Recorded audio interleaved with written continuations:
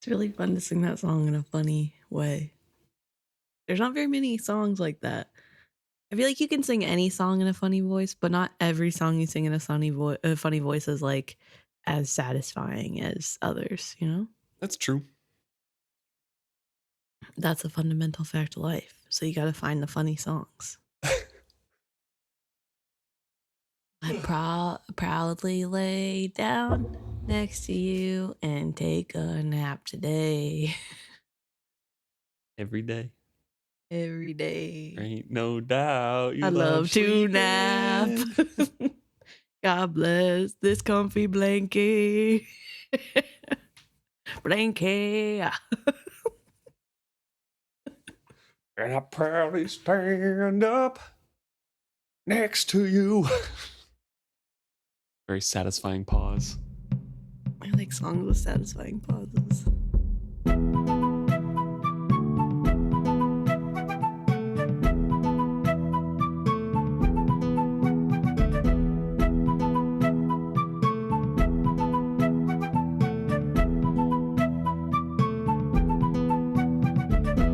Welcome back to another episode of Is Fitz Happy. I'm Luke. And I'm Emma. And this week we're discussing chapter 32 in Ultimatum. And this chapter actually had a couple errors in point of view switching and like breaks editing, I guess. Yeah. Both in mine and in Emma's, but they were at different parts. Some of the point of views were not separated out properly, so it was kind of hard to tell. Right, because usually when reading, when the point of view switches, there's like a gap in between, an extra gap in between the paragraphs to signify this is somebody new. But yeah, different points in this chapter for both of us. It did not do that. It just went into the next paragraph and suddenly was somebody else, which did make it a little confusing. But either way, there's a lot of point of view switching in this chapter, and we will do our best to try to indicate who is who during these switches. Right. But we start off with Wintrow. Yeah. And this is right after they spot the sails, basically, right? The Jamaillian fleet is coming, and they have left the negotiation room at this point.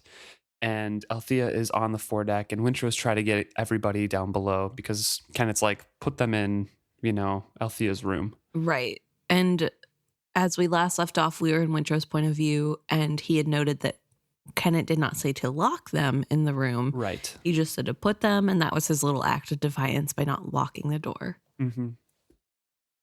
So Althea is not very gracious about leaving the foredeck. She doesn't want to go below. She is battling between her fears for Vivacia and with her hopes of Kennit's defeat.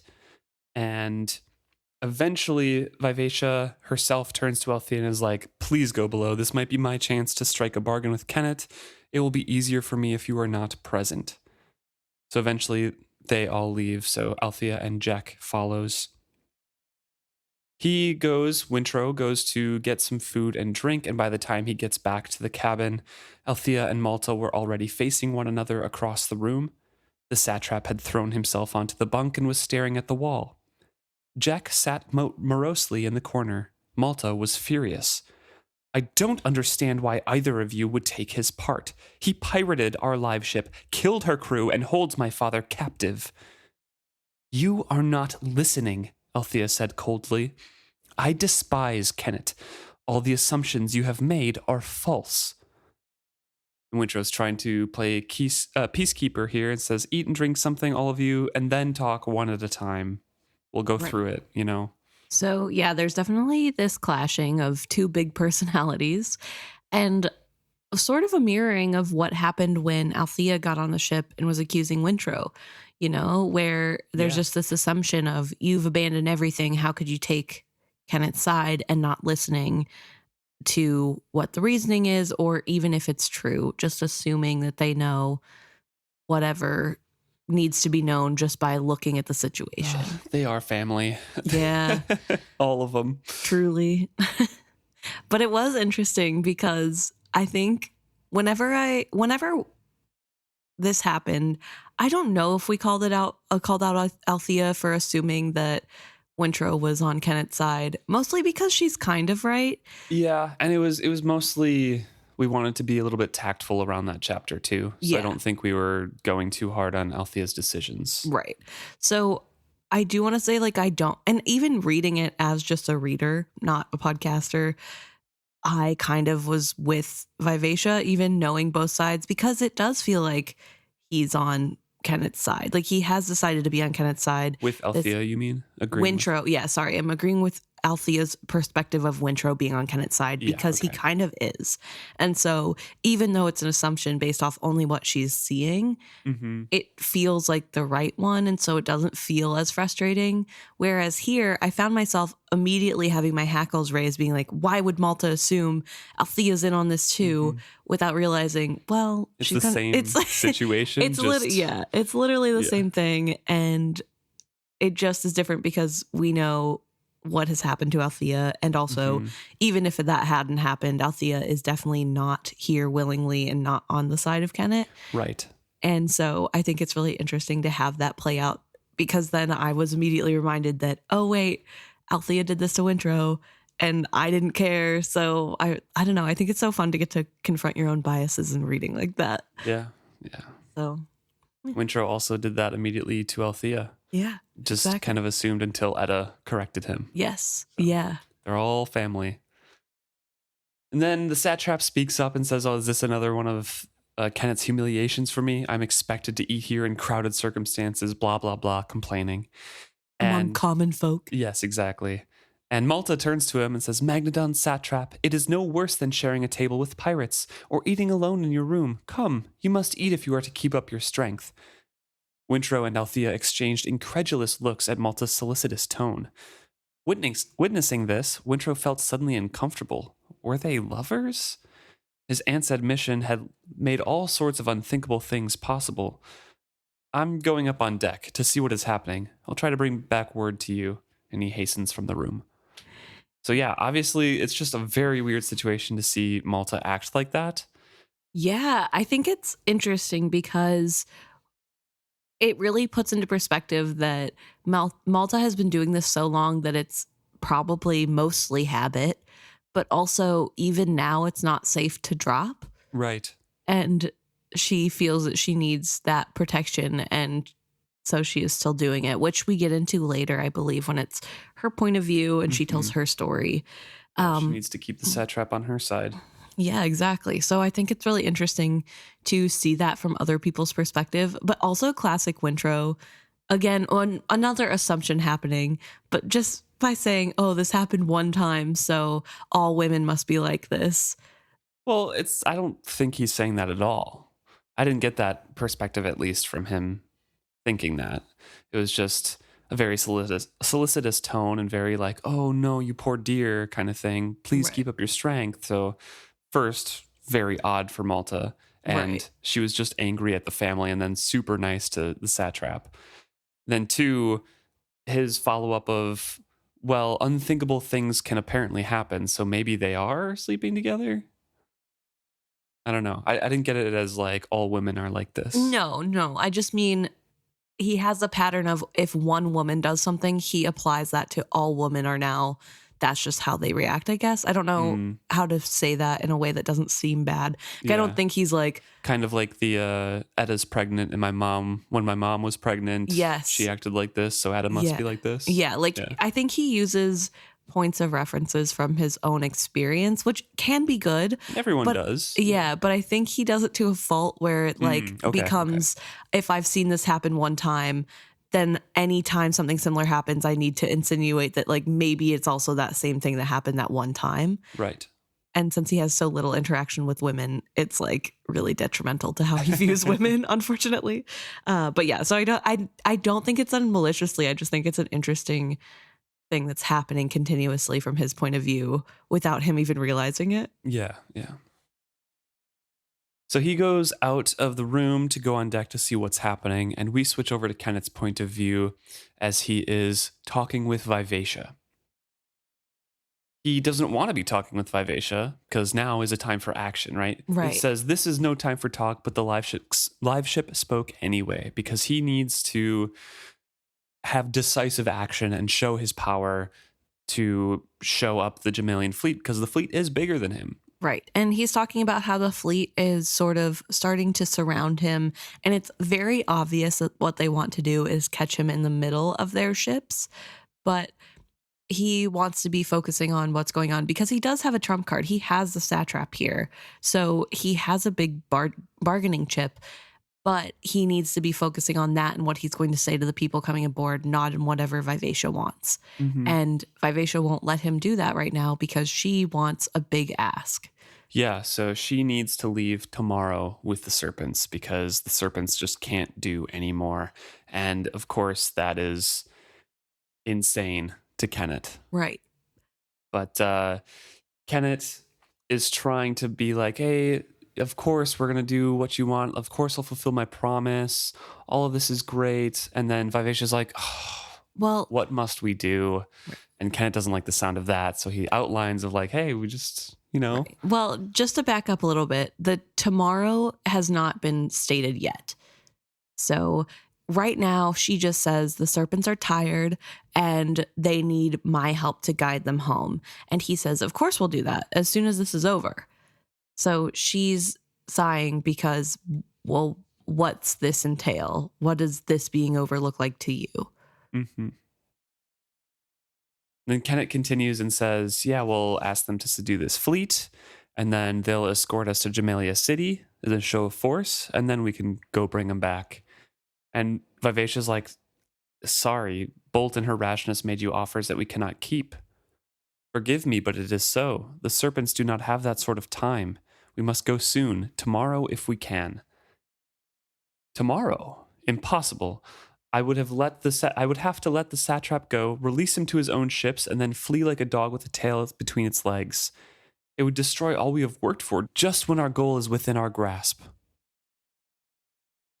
And Vivacia responds like, well, I can ask them to do this one last time, but then maybe you can put the satrap on the Motley or Marietta, and they can go, and maybe even you could go too, and Althea and Wintrow can take me to the serpents. Then I vow I would return after they're done. By high summer, I'll come back to you, Kennit.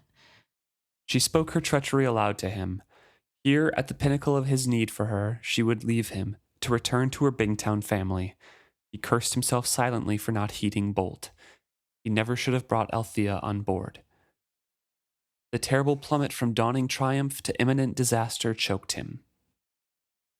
So he is once again kind of succumbing to that paranoia that everyone is out to get him. Right. And is against his specific goals, and people are betraying him. Yeah, it's really interesting because throughout this, I noticed he's not actually listening to what Bolt is saying. He's responding to this as though she's wrong. There's no reason for them to need to leave. Like, he doesn't get the urgency in what's happening. She's saying that the serpents are weakening and that they will die. They need to go now. And he's hearing, I want to leave you and you don't get your show of power anymore. And it's really interesting to see that juxtaposition because I think as readers, we are paying attention, obviously, to what Vivacia is saying, but it's really subtle because Kennit is not. And it's very clear in how he's reacting and how he's responding and even what his plans are, what he's like thinking about going, like how to get around. He's not aware of the situation from Vivacia's point of view at all. It's just about what this will do for him and what it can do for him. And so I find that detail really interesting. And I really enjoy that of this interaction, just seeing that struggle of Kennit's not listening. And he's sitting there pouting about being betrayed once again. Yeah. Around him, the crew and Captain Red and everything are looking forward to this encounter because they know that they can win with the serpents. And they have confidence in Captain Kennit. And Captain Kennit said, hey, we're fighting. To fail now so publicly was unthinkable. So he says, help me as you can today, and tomorrow will have to take care of itself. A strange look passed over Vivacia's face, like anticipated pain. She closed her wide green eyes for an instant. When she opened them, her gaze was distant. No, Kennit, she said softly, not unless you give me your word that tomorrow we take the serpents north. That is the price for them helping you today. Of course, he did not think about the lie. She knew him too well. If he paused to consider it, she would know the falsehood. You have my word, Vivacia. If it is that important to you, it is important to me as well. Tomorrow, as he told her, would have to take care of itself. He would deal with the consequences then. So again, he doesn't really care. He's just using everyone around him. I think this was really surprising to me because I felt like he did care about Vivacia in some way, right? Like, I think even I fell for the glamour of him wooing her. And I know that he was using her, obviously. And I know that he was just putting on, like, saying pretty words to get her to do what he wanted. But I think somewhere along the way, I also felt like he did care about Vivacia. And so this really was like, oh yeah, he doesn't care about her at all. This is all what she can do. And if she's no longer a tool, all I could think about was then, okay, what does he have to do to get rid of her then? Like, what is the answer to making sure that she can't reveal any of his secrets? And, you know, like, how do you get rid of that? And what does that mean for Wintrow and Althea and everybody? So I thought it was really interesting that I hadn't even realized I too had been swindled by Kennit. Interesting, yeah. Yeah. I think it's really apparent later on when the serpents are attacking ships and Kennit's like, oh, they could kill everyone here. Yeah. And then he's making plans of like, well, if they do turn on Vivacia, I can just escape. Exactly, yeah. It's so interesting. I don't know. We jump over to Althea's point of view, who is trying her best to see what is going on outside through the small porthole in the room. She's thinking of her father because even though her room on this ship that they're staying in right now, which was her room, has been largely transformed, her father had put this window in for her specifically, so they can't change that. This was her family ship, and here she was hiding below decks while a pirate negotiated from her deck, so she's feeling some shame there, and she's wondering out loud what's going on. What is he saying to them? And then the door opens, Wintrow enters, and he fills us in about the beginning overtures of negotiation. How the Jamaillians are challenging the passage, Kennit's calling himself king, demanding that they give way. They refuse. He says, we have the satrap. They say, nah. And we say, yeah, we do. And you wouldn't like the proof if we sent it to you. And then eventually they're like, well, I'll let you leave if you surrender the satrap to us. And Kennit replies that he's not a fool. So now the Jamaillians are pulling back a little bit. Kennit says that they may have some time to think, but warns them to stand where they are. So there's more waiting. The Jamaillians kind of insisted that the satrap was dead during that, which is interesting because we know that the Jamaillians want the satrap to be dead and that the rumors were that he was dead. Right. Because of the disaster from, Road Cairn and Cirilla kind of believed that the satrap was dead in Bingtown. Yeah. So I'm sure the new traders did as well. So Althea is kind of frustrated that there's more waiting and then turns to stare at the satrap and says, this is true, what Kennit says? You have recognized him as king? How could you be so stupid? It's complicated, Malta flung back at her while the indignant satrap glared. You would have been more stupid to refuse. We took our only chance at survival, but I don't expect you to understand that. How could I? I still don't know how you even came to be here, let alone with the satrap of Jamaillia.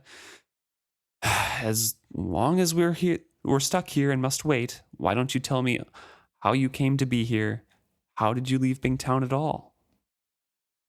Then we switch over to Malta's point of view for this conversation. So the next couple point of views shifts are sort of a line of like a linear line of this conversation. So it'll be somebody ending part of a conversation and then it picking up immediately in the other person's point of view. Yep.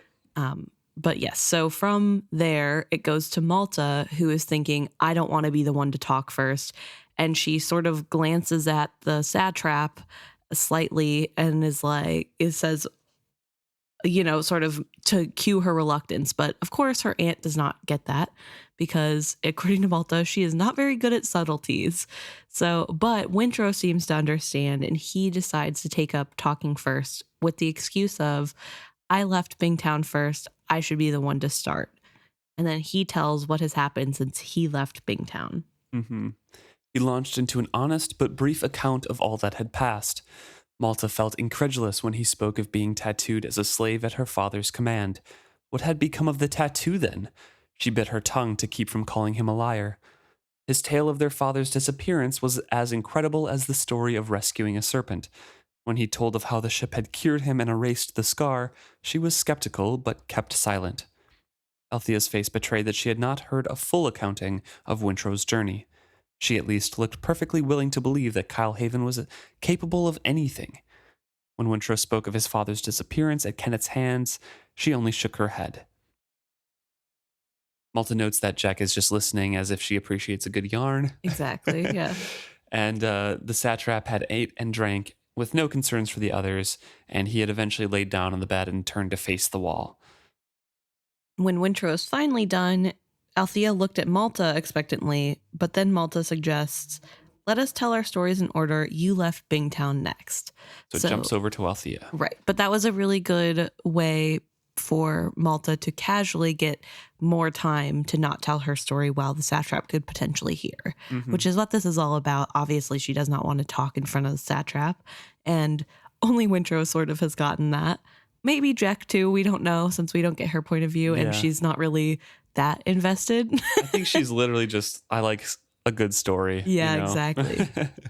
So it's interesting to hear how everybody got there. But yeah, so Malta listening to this, I find it very interesting that she doesn't believe that Wintrow got tattooed as a slaver, even knowing that the reason he doesn't have the mark on his face is because the ship took it away. That's also hard to believe. I mean, yeah, to be fair, yeah.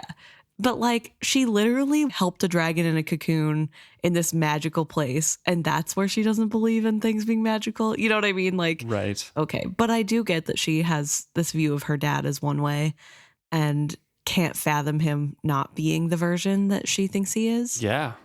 And also, you can tell that frustration is there that Althea did believe Wintrow that had happened because, of course, she would. She hates Kyle. Just interesting little details throughout there. But then we do switch over to Althea because it's her turn to talk. And she talks about how Wintrow going first and telling his story actually did sway her more than she wanted to let on. She has an actual moment of self-reflection. Decisions she had faulted him for were now made clear. Truly, she should have allowed him to speak of this before. She owed him an apology. Later.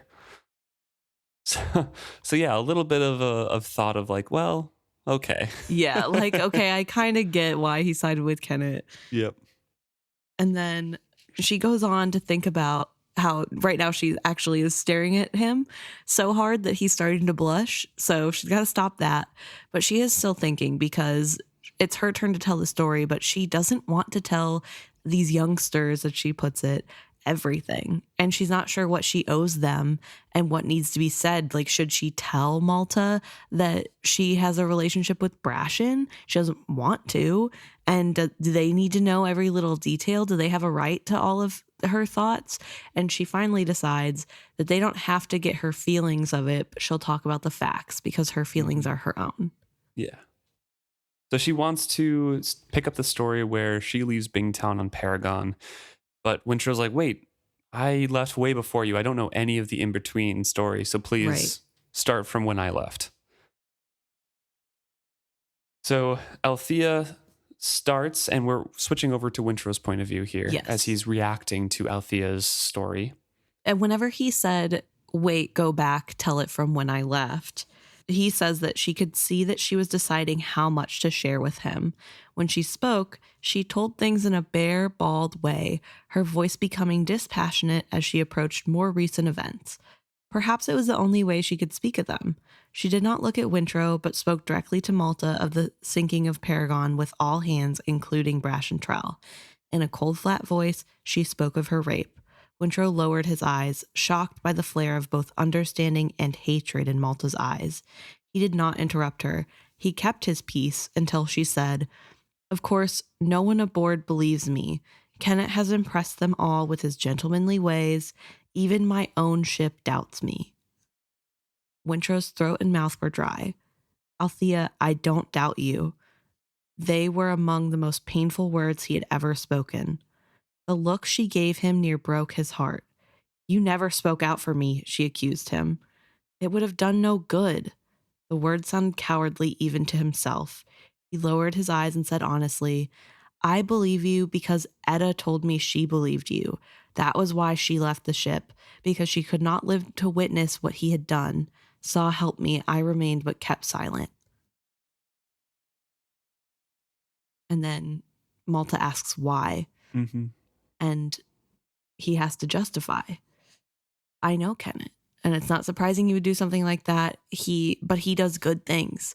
Yeah. He's not a good person, but he does good things, even great things." Yeah, Wintrow goes into pretty much everything that we've talked about before of how he attached himself to Kennit, right? So by his own philosophies, he's approving of what Kennit is doing by not doing anything and riding his coattails. Kennit is doing good things out in the world. Wintrow even says, even great things, but he's not a good person. He says, but one of the reasons he can do all those things is because he doesn't bind himself to rules. He accomplished much good. I wanted to be part of that. So I followed him, and I looked aside from the evil things he did. I became very good at ignoring that which I could not countenance, until finally, when the evil was directed at one of my own blood, it was still easier to not avow it aloud. His voice had become a whisper.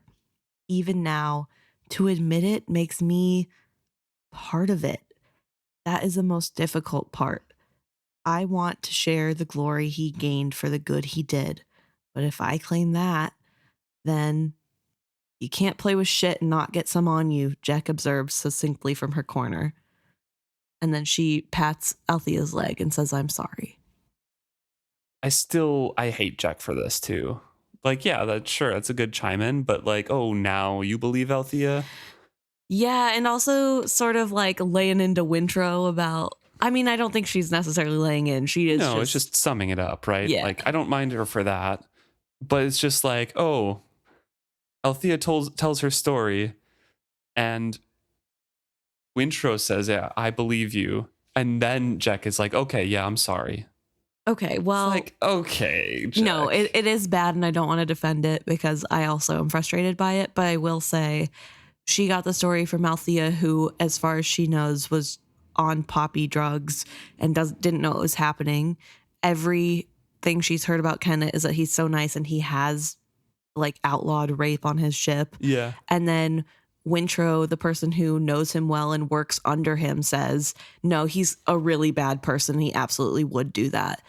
I could see how that gives her more, That's that's fair. It's just frustrating. It plays it off like she waited for somebody else, a man, to say that it happened. Yes. Yeah. Which actually might be part of the point that Hobb is trying to make, right? Yeah. Like, oh, I don't know. I guess maybe this is me putting my own layer on top of things, but it does really feel like a lot of times women aren't believed until somebody more credible comes along. Yeah. And whatever that means to whoever's judging, it, like a lot of times people need that quote unquote credibility to believe stuff. And so it is really frustrating to read. It's nice that people are finally believing her.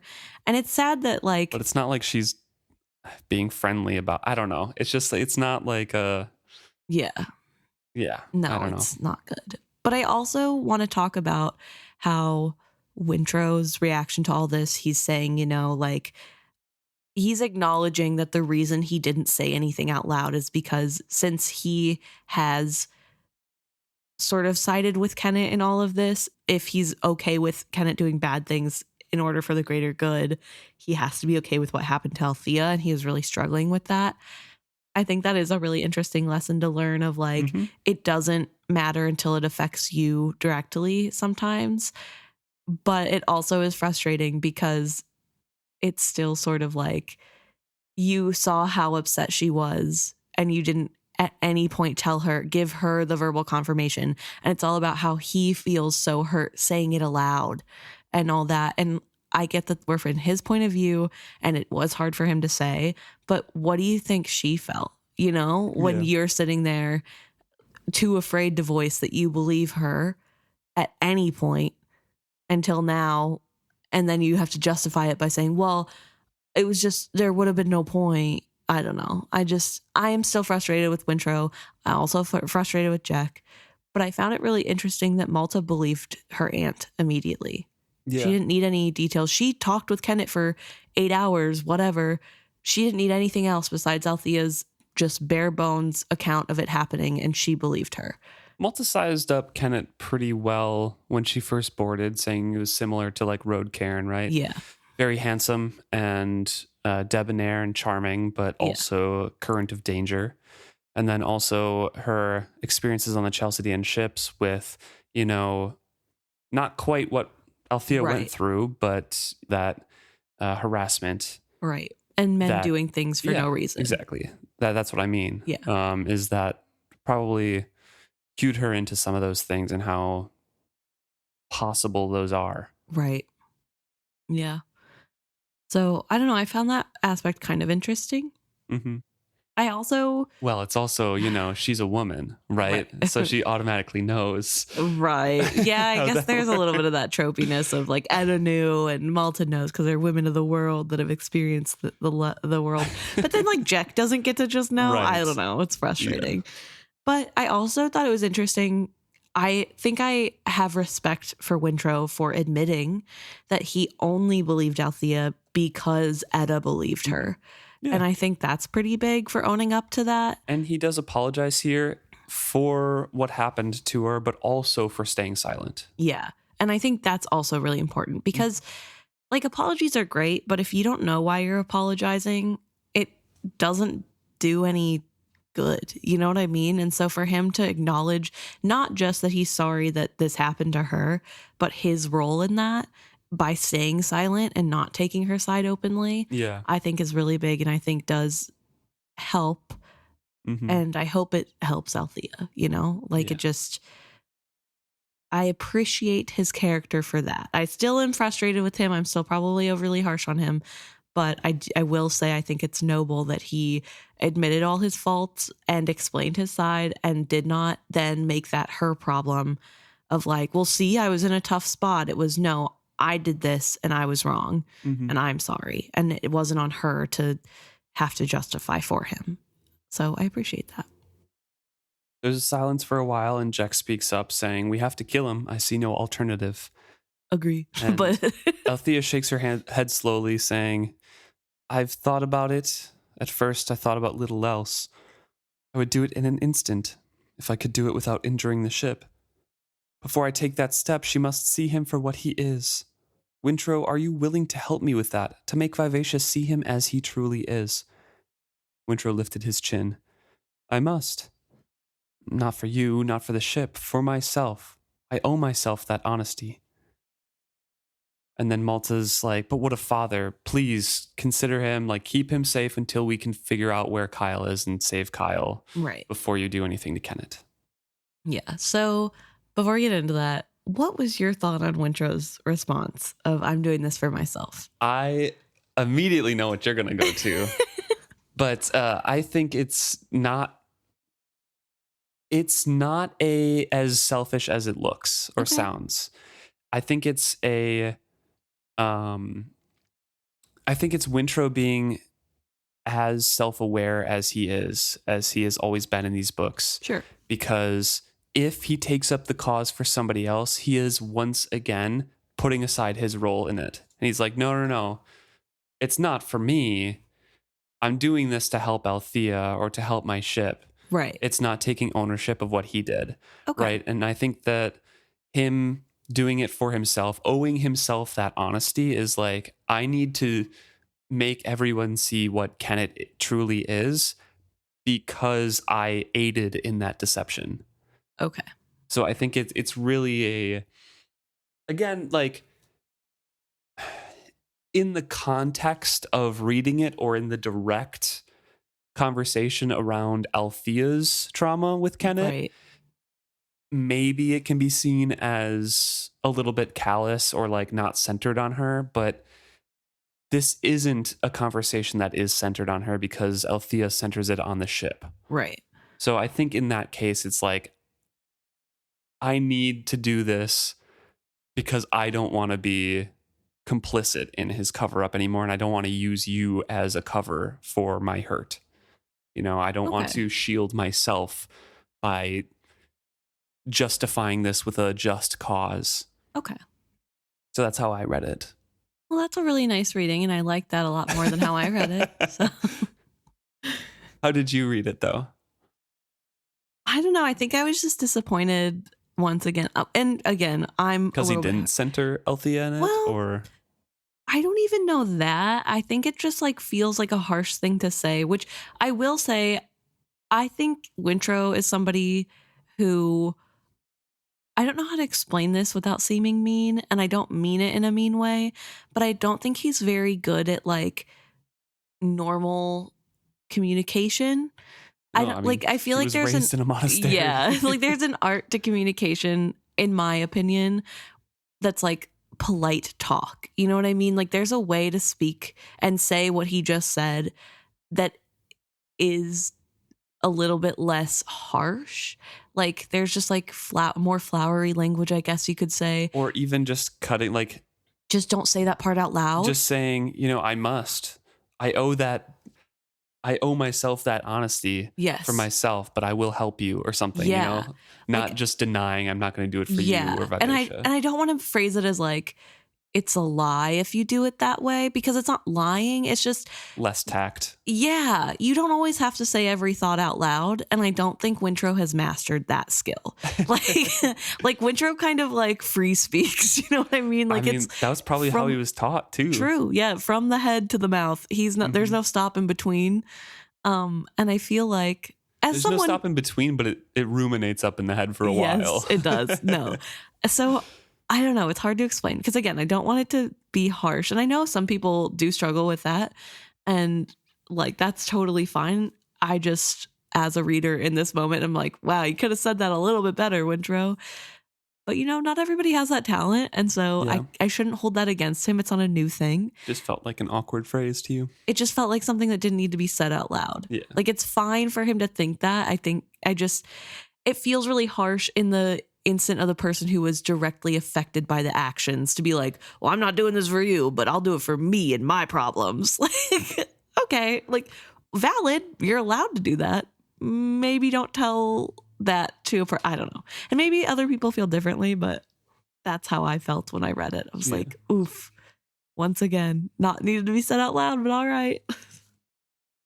We move over to Althea's point of view as the conversation continues.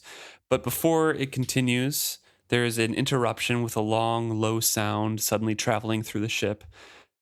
Wintrow says that's Vivacia, and Malta got a distant look. She calls the serpents. Althea stared at Malta, as did Wintrow. Her eyes were wide and dark. In the silence that followed, a long snore sounded from the satrap's bunk. Malta jerked as if awakening, then gave a small, sour laugh. It sounds as if I may now speak freely, without interruptions, corrections, and accusations of treachery. To Althea's surprise, Malta wiped at sudden tears, smearing the paint from her face. And then she tugs off her gloves and unwraps her head wrap, and we see the heavy scales on her hands and the raised, ridged red scar on her forehead. I don't think there's scales on her hand. They're scalded. Oh, hands scalded scarlet. Well, yeah. I think that's the beginning of scales, right? Oh, okay. I don't know. I thought it's because whenever you do hard labor. Oh, I guess she keeps talking about that too, her rough hands. Yeah. It could be from scaling that's growing, but I just thought it was from hard labor but I don't know, maybe it's so dramatic from such a short amount of time. Maybe it is. Get the staring part over with, and then I will speak. Her voice broke suddenly. There is so much. What happened to me is the least of it. Bingtown is destroyed. When I last saw it, fire smoldered and the fighting was widespread. Althea stares at Malta as she talks, and Malta spares them nothing. Her tale was in its details, but she spoke swiftly, the words tumbling from her lips. Althea mourns Devad Restart's death, and the strength of the reaction surprising her. But what followed left her numbed and reeling. So she speaks of all of the happenings in Bingtown and Treyhog, how she had to flee to the Rain Wilds and recover, how they fled the Rain Wilds with the Satrap, everything that happened there. She talks to and tells Wintrow about her engagement to the Rain Wild boy Rain Kupris, of fleeing to his family, all of that. And Althea, during this telling, makes note that once Malta would have made an extravagance of such a tale, but now she simply recounted it. And Althea can tell that when Malta speaks of Rain, that Malta seems to have made up her mind, and Rain might have won her heart, but Yeah. Althea still thinks she's a little bit too young to make that decision. Right. Yet, as Malta spoke on, her voice hushed and hurrying through her days with the satrap, Althea realized the girl faced the world as a woman. Her experiences aboard the galley left Althea shuddering. Malta laughed, a terrible sound, at how her disfigurement had preserved her from worse treatment. By the time Malta finished, Althea loathed the satrap, yet understood the value Malta placed on him. She is very impressed with Malta and believes that truly that Malta has grown up. Right. She is impressed that even in her time of danger, she had thought of her home and her family and all she could do for them, and like done all she could for them, which is huge. And I think also a big turning point in their relationship, because obviously prior to the story, every time we're in Althea's point of view, it's about the little girl Malta. These are the children, whatever. Very self-centered. Yes. And then after this, I feel like there's more of a realization of, wow, this is actually like, they're basically adults. They've gone through so much. They're not children anymore. And I need to stop thinking of them like that, which I think is really important. Yeah. And especially with this. And I think it's really big. Obviously, she's not going to say anything and Malta's not going to know. But Althea's really impressed with Malta and really proud of her. And this whole time, Malta had been thinking in her head when all of this was happening to her that she wished she was Althea, because she thought that Althea was stronger. And here we have Althea thinking, wow, Malta did so well, and isn't thinking of how she could have done better. You know what I mean? So I think that's pretty big, and Malta probably would appreciate that her family are proud of her and proud of how strong she is. But yeah. And Althea's a little bit ashamed here too, thinking that back in the day, she thought that Malta going through some hardships would probably do her good, but here she is going through all of that, and undoubtedly she had been improved, but at what cost? Because beyond even the physical scarring, the girl's she sensed a dulling of her high spirits. The girl child's elaborate dreams of a romantic future had been replaced with a woman's determination to survive tomorrow. It felt like a loss to Althea. At least you are with us now, Althea offered her when Malta finished. She had wanted to say safe with us, but Malta was no longer a little girl to be cozened with falsehoods. And Malta again is like, I wonder for how long, because wherever the satrap goes, I'm going to follow. And then she has to ensure that he is safe. And once that happens, then she can hope that he will keep his word. But if she doesn't at least stick with that, then everything she's suffered has been for nothing in her eyes. Mm-hmm. And then is also thinking about, well, Althea, we have to get you away from Kennit. How does that work? And Althea's like, I'm not going to leave my ship with him, so I'm going to stay on board as long as I can. No matter what, yeah. And then Malta's frustrated now. The ship. It's always the ship. Have you ever imagined how different our lives would have been if great-great-grandmother had never bargained our lives away for this thing? No, Althea's voice went cold. She could not help it. Despite all, I do not begrudge her anything.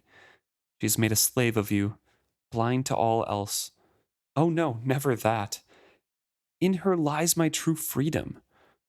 But did it? Those words had once been true, but Vivacia had changed. She and the ship no longer completed one another. A tiny traitor portion of her mind recalled her stolen day with Brashen in Divvytown. Did she cling to Vivacia because she was all that was left to her? The whole ship suddenly reverberated with the trumpeting of serpents. They come, Malta whispered. And then Wintrow once again is like, it'd be safest if you stay here. I'll see what's going on. Right. So, yeah, a lot happening. A lot of frustration being let out. And I think a lot more understanding between the three of them. Yeah, definitely. And a little bit more acknowledgement of the cracks between Althea and Vivacia as well. Yeah. Right at the end there. And you know what? I think she's only able to see that because she does have that support from her family and Jack there in this moment. You know, I mean, before she felt like she had no one believed her. She had no one to rely on. Yeah. She's desperately clinging to the ship to be that anchor that it had been for so long. And she doesn't even have that solace. And now she has a room full of people who believe her and want what's best for her. And I think it's a little bit easier to then step back and say, maybe the way I'm holding on to Vivacia isn't because we are so magically fit for each other, because we have such a good connection. It's because she's all that's left. Yeah. And so I think that's part of it too. Mm-hmm. But Malta clearly has some sort of connection to the serpents and dragon kind in general, because she knows what's happening in a way that a way that Althea and Wintrow do not. Because I think Wintrow and Althea are both sort of understanding things through their connection with the ship. Right. They know what's happening because of that. But Malta somehow understands what's happening with the serpents and dragon part of the ship. Yeah. Which is really interesting. We switch over to Kennit's point of view. He's standing on the foredeck and very relieved because some of the serpents are coming finally. He had spoken boldly to the envoy from the fleet, wondering all the while if the serpents would aid him. When he granted the Jamaillians time to confer, he was secretly stealing time for Vivacia to persuade the serpents, because she called them first, right? And they came for a little bit and then disappeared. And now, again, some of them are coming. So it took him a couple times and a little bit of persuading, but there's some serpent heads poking up around. Right. And while he's waiting for the serpents to do what he wants them to, he is faced with this problem of, do they flee or fight? Because fleeing would be bad, but they do have the satrap, and that will be a good bargaining tool later on. But fighting could be bad too, because they have them very outnumbered. It's not great, but he doesn't want to lose standing. Right. So he's really struggling with, what do we do? What's the best decision for me and what I want to do? So when the serpents finally do surround Vivacia and Vivacia starts talking to them, she relays the conversation to Kennit, saying that they are divided. Some say they are too weary, they will save their strength for themselves.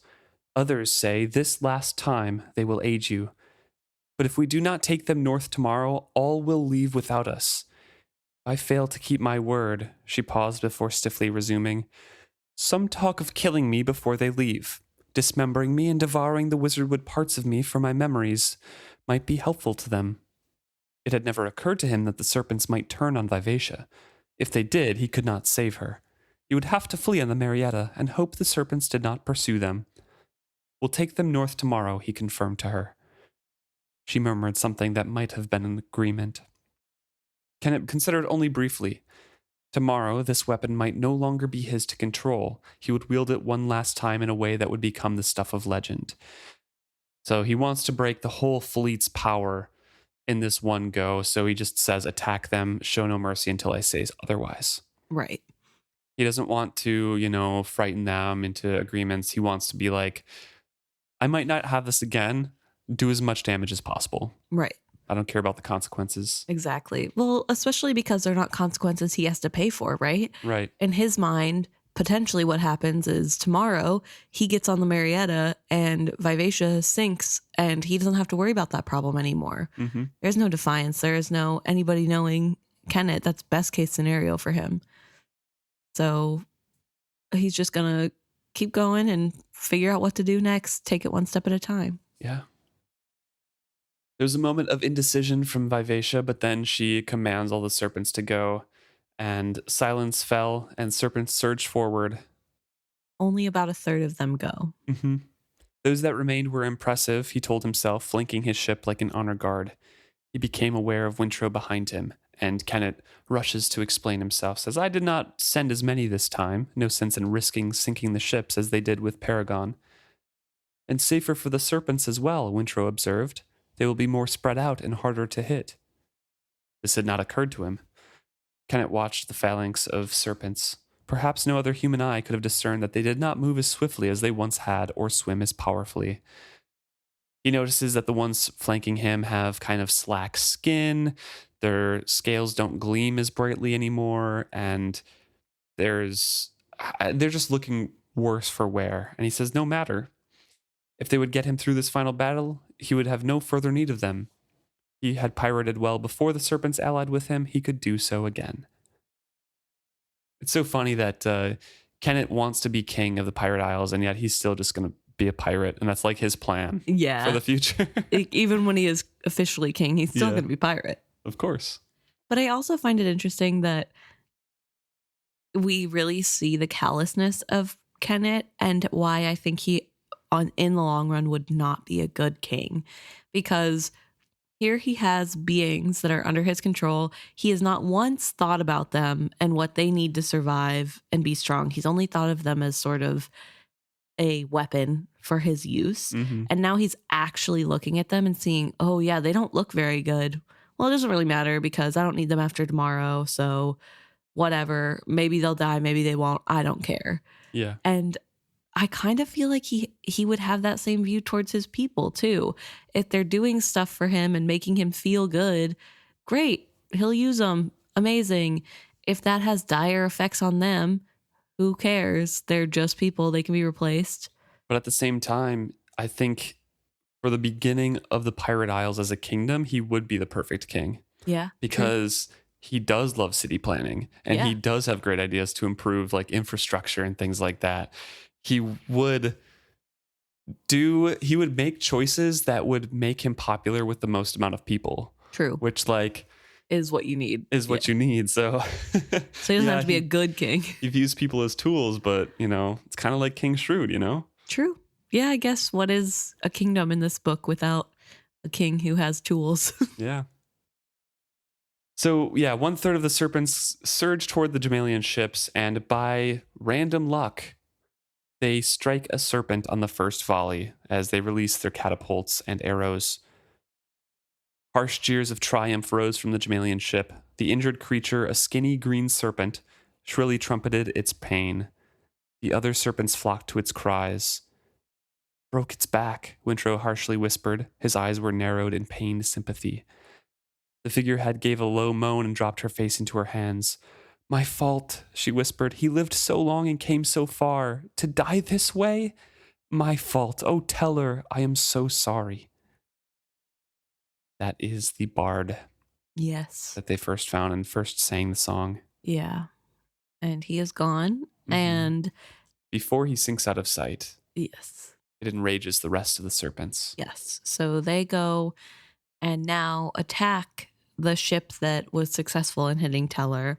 And the serpents no longer roared, so it's like deathly quiet, and they can hear the yells from the Jamaillian ships, and that's it. And then all of a sudden the serpents rear up and concentrated attack, venom weakening, throw their bodies across and sink it. Yep. In an instant. Yeah. And everyone's like, huh? What? And then they continue on attacking all the other ones. And anytime they get a successful hit in, they're the new target. Yeah. So. And the serpents are starting to split up a bit. It's not as concentrated as before. Right. So the attacks aren't as effective, but they're still serpents against ships. So it's still wreaking a bunch of havoc in the fleet. It's just not instantly sinking ship after ship after ship. Right. And then we also have Kennit now realizing what they could do to Vivacia if they turned around and, attacked her. Yeah. Several vessels sought to flee, but it was already too late for that. The serpents spread throughout the fleet as yielding but capturing as a bed of kelp. The efforts of the creatures were divided now, the results not as swift. And yet, all of these ships are starting to slow down and collapse under the weight of the venom. And Wintrow is pleading with Kennit, call them back. And Kennit's like, why? If we were in their hands and dying, do you think they would be seized with sudden mercy for us? Please, Vivacia, call them back, Wintrow cried out. And Vivacia shook her head. And Kennit is like, oh, yes, Vivacia is loyal to me again. It's perfect. And then Vivacia's like, no, they're out of my control. They're in a frenzy now. They're going to do whatever they want, and they might even turn on me. Driven by as much by despair as revenge. Mm-hmm. Wintrow's face paled. Should we flee now? Can we outrun them? Kennit knew they could not, and he chose to put a brave face on it. Well, at least no one would outlive him to tell any tales. He clapped Wintrow on the shoulder. Trust the luck, Wintrow, trust the luck. All will be well. Saw did not bring me through all this to leave me serpent bait at the end. Sudden thought occurred to him. Signal Sorcor on the Marietta.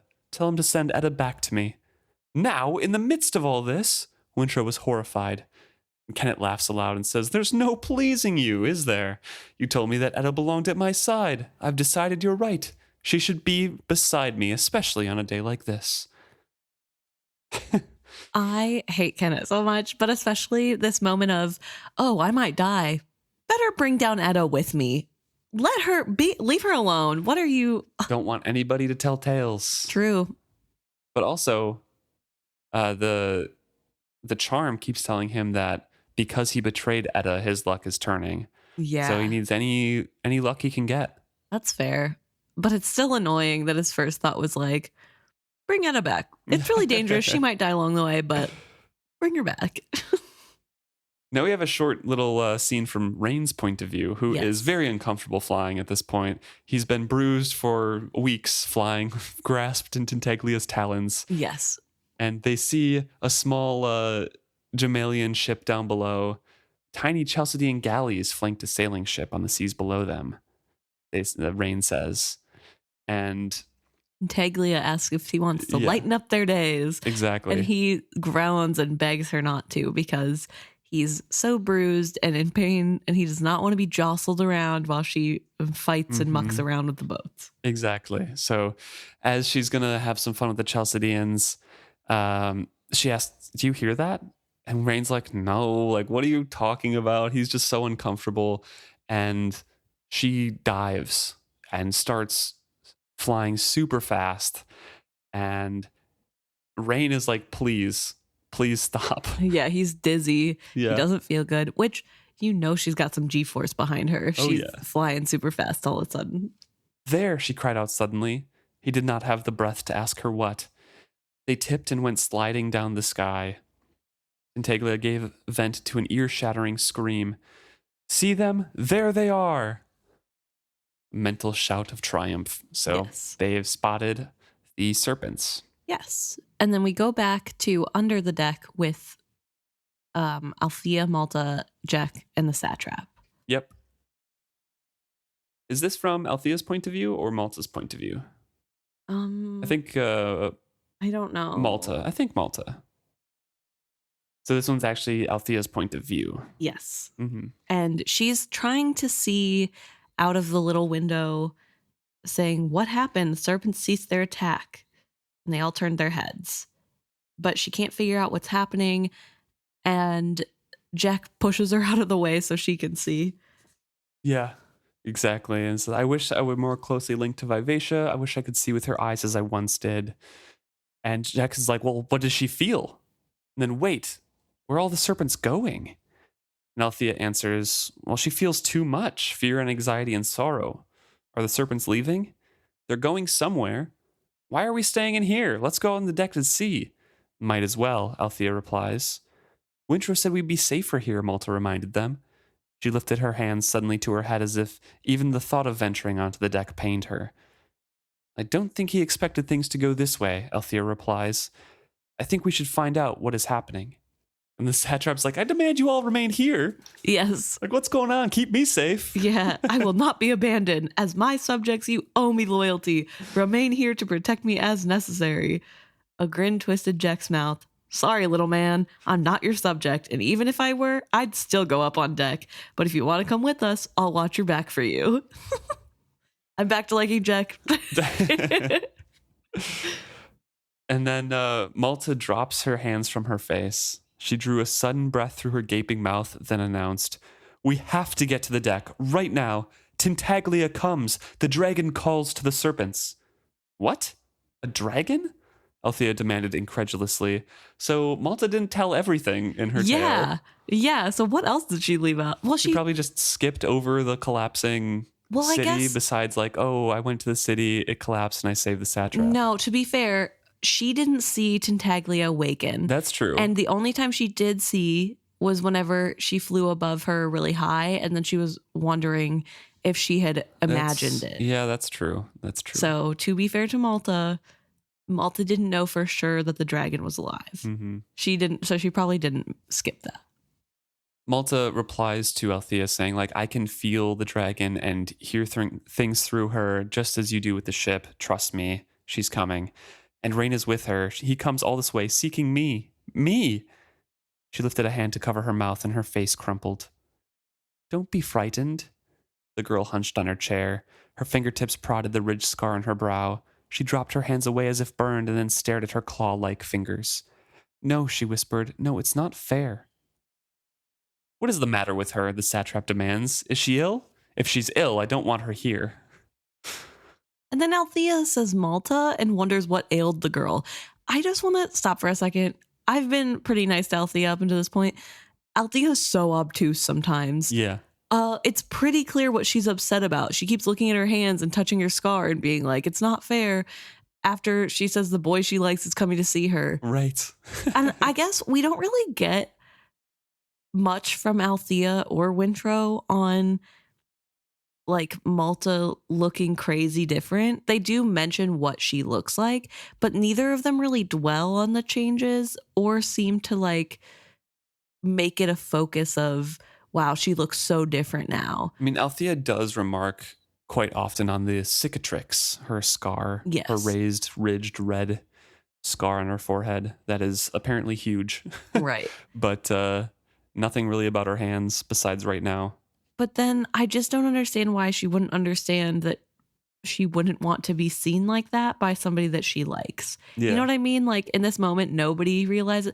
Wintrow might be able to figure it out if he was here, but literally everybody's like, what's wrong with her? Mm-hmm. And it just feels so obvious. And maybe it's because we're in Malta's There's lots head. going on too, you know? I guess. I don't know. Everybody's like, man, she seems sick all of a sudden. And I'm just like, Althea's come like, on. Stop. As much a command as a plea. Just like, stop, please. Don't be so weird right now. And Malta pushes herself to her feet and then looks like she's about to grab her head wrap, then drops and says, it doesn't matter. This is who I am now. But she let her thought die away and she walked toward the door as if she were entirely alone. As she passed through it, Jack held it wide for her. Are you coming? Jack asks Althea. Of course. She suddenly grasped what her mother must have felt down the years, wanting good things for her daughters, but so powerless to make them go well. It was a sickening feeling. Halt! What about me? You cannot leave me here unattended, the satrap protested angrily. Well, hustle along then, little man, or be left behind, Jack told him. But she did hold the door for him, Althea noted. Oh, Jack. Any man. Yeah. Any man is little man compared to Jack. Well, any man is someone that Jack is going to flirt with. Oh, that too, I guess. But, Jack. She's so funny and also, like, so weird. Yeah. The cultural differences is stark. We switch over to Kennit once again. So everyone is kind of coming on board now. No one's down below. And we will be able to see what happens with Tintaglia coming. He's dimly aware that Vivacia gazed upward also, but all that he can do really, and all that anyone is doing, is just gaping at this dragon. Right. How beautiful it is. And beside him, Wintrow is almost in a trance praying to Sa. and he can't tell if Wintrow mouthed familiar words or if the majesty of the creature above them had spurred him to spontaneous worship. The wonder, the glory is yours, Creator saw.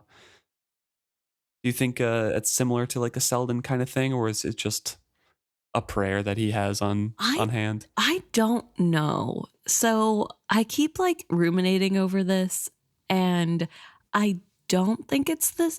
I don't know. I somehow don't think it's the same as Selden. Me either. But also, I do know that he, in the past, has been transfixed into a sort of skill-like trance whenever he finds beauty. Yeah, like the architecture. Yeah. And so I feel like this could kind of be part of that. And I know Tintaglia has some sort of effect on people anyway. And so if he's glamour. skill sensitive, Mm-hmm. that glamour could absolutely be amped up. But I don't think it's the same. Like, I don't know how to explain this, but I sort of feel like Selden was meant to be a like the bard, what's it called? A bard, yeah, or just somebody who sings the praises. The minstrel. Minstrel, thank you. But I don't necessarily think that that's Wintrow's role. So while I do think he is affected in a similar way, I don't think it's the same because I fundamentally don't believe that he is a minstrel in any way. Yeah, I mean, Selden was also extremely young when Tintaglia hatched right in front of him, and Tintaglia says, "Oh, well, we usually try to avoid this because this can happen." Yeah, yeah, they get kind of obsessed. But I do see this as something that he would find amazing. Yeah, because for also, sure. Isn't there dragon iconography for Saw's temple? Or he makes stained glass at the beginning that has dragons, a serpent and a tree. dragon. Yeah. Okay, so that's not a Saw thing. That's just a him thing. Mm-hmm. Yeah, I don't know, but it is kind of weird to me that he's so in awe of the beauty when everything else is so not of Saw. Well, this is a natural creature, right? I guess, sure. He doesn't like the serpents, though. He kind of likes them. What do you mean? Oh, never mind. I guess maybe I don't know. For some reason, I think that I thought that he didn't like. Brashen doesn't. Mm. That's because he had that encounter where he almost threw himself into the mouth of one when he was a kid. I don't know. Weird. Maybe I was getting that confused. Never mind then. But Kennit also feels a wave of poison despair seep through Vivacia because Vivacia is answering these dragons' calls and feels her yearning for that freedom of movement, that flight that she'll never have. Right.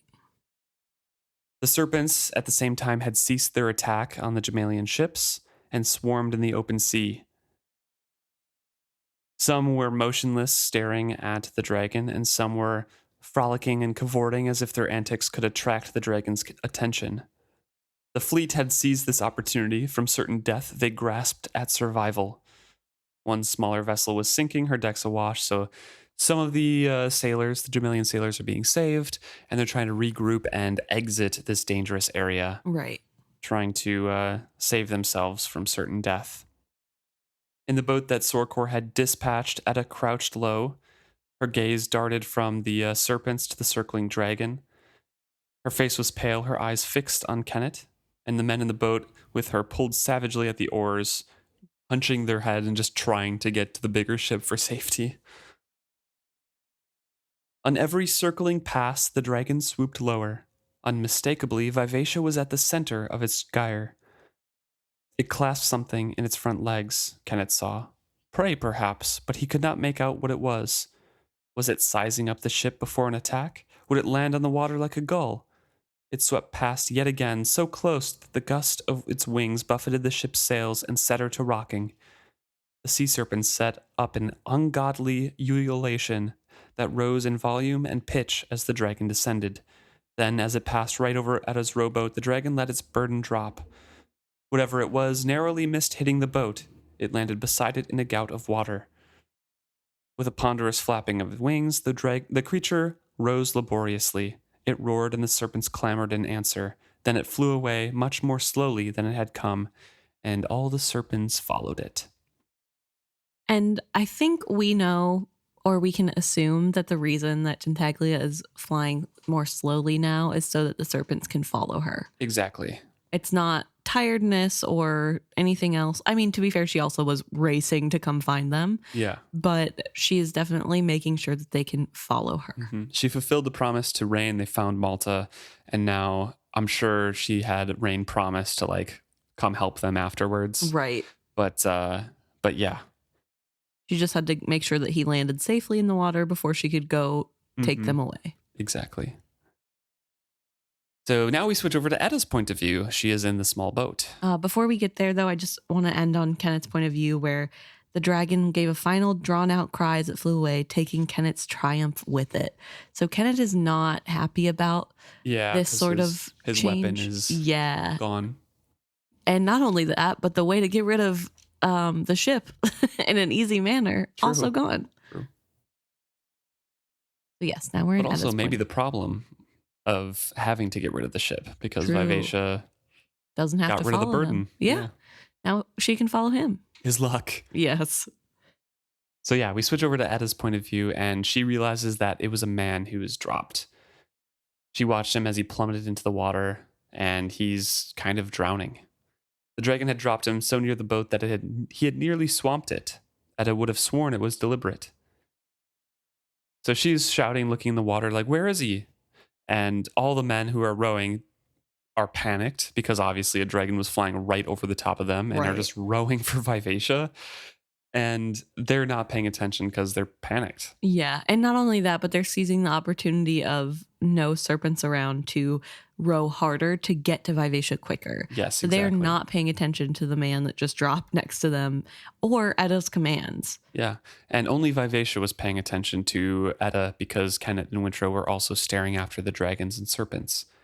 So Edda points out like, "Oh, I'm looking around too, like find him." And then Edda finds him in the water and says, "There he is." But the creature that shot gasping to the surface of the water was not a man. He had the shape of a man, but his staring eyes gleamed copper. His dark wet curls, streaming water, reminded her of tangled kelp. He saw the boat and strained toward it with a reaching hand, but Edda saw that his hand shone with more than wet. He was scaled. With a bubbling cry, he sank again. The rowers who had seen him roared with dismay and leaned into their task. Edda was left transfixed, staring at the place where he went down. "Take him up, please!" a girl's voice shrieked. Edda lifted her eyes to an elegantly garbed girl on the deck. Why, the satrap's companion looked no older than Wintrow. Then Vivacia pointed a large and commanding figure at the water. There, you fools, he comes up again. Quickly take him up." Panicked as they were, the rowers had ignored Edda's plea, but the figurehead's command was another matter. So he kind of is bobbing up in the water. He sinks again, but eventually they get the oars underneath him and kind of flip him over into the small boat. Yes. And I do want to point out, this is super scary because I don't think he can swim. I don't know that anybody in this society, in like Bingtown or Rainwilds, can swim. Some of them can. It just, it's not very common. Yeah. Well, I don't know that a Rainwilder would be able to swim. Right. What practice would they get? Their water is acid. Exactly. So he definitely doesn't know what he's doing. At least he knew enough to kick, I guess. Yeah. And he's bobbing up and down. Mm-hmm. But he does get onto the boat, or the little rowboat, safely. Yeah. It took 2 men to haul him on board. I'm sure he's very heavy as well. Extra scaling and yeah. I don't know. And in general, just like a healthy man. Waterlogged for cold. I mean, he's wearing stuff for cold travel. Yeah, true. He blinked his inhuman eyes up at Edda. At first, he did not appear to see her. Then he mouthed the silent words, "Thank you." And then he passes out. Yeah. Or at least his head fell to one side and his eyes closed, as it says. Which is fair. I mean, pretty traumatic, trying to struggle to live when you're drowning. Right, exactly. Exhausting. I mean, his whole chest is bruised too. Also that, yeah, probably pretty hard to breathe on a good day. Yeah. Well, he found Malta. Yeah, lots of point of view shifting that chapter for sure. But for once, it was linear. Yeah. It doesn't happen very often where we get to do like one event after the other. It's switching like that. Every once in a while. I don't think this is the only instance of it. No. But I do kind of like it. for the purpose of talking in the podcast, because we don't have to switch over to a completely new place and then recontextualize where we are. Right. We get to just kind of keep going. But it doesn't happen very often where all the characters are in one place. Also that, yeah. So it's very interesting. We're really amping up everything that's happening. And now all that's left is for Paragon to come confront Kennit. Yeah, definitely. Obviously, there's more to it, but that's basically. I mean, they never really left. get a confrontation right after this. It's more the Jamaillians come back. Yeah. And I think the Chalcedean fleet is somewhere nearby too. I don't remember exactly how that works, but yeah. So yeah, that's that chapter. Mm-hmm. The next one's called Ship of Destiny. Yeah. Ooh, we love when it's the title. Yeah. Thank you so much for tuning in this week. If you have questions about this chapter or our previous chapters, as always, please let us know at isfitzhappy@gmail.com, or you can go to our website, isfitzhappy.com or isfitzhappy.podbean.com, and there should be a more links at the top of that, and you can find any of our social medias there where you can message, comment on our posts, anything you want to do. We're at isfitzhappy at Facebook, Instagram, Blue Sky, Threads, YouTube, Reddit, and I think that's all of them. Yeah. Thank you once again. Yeah, see you next week.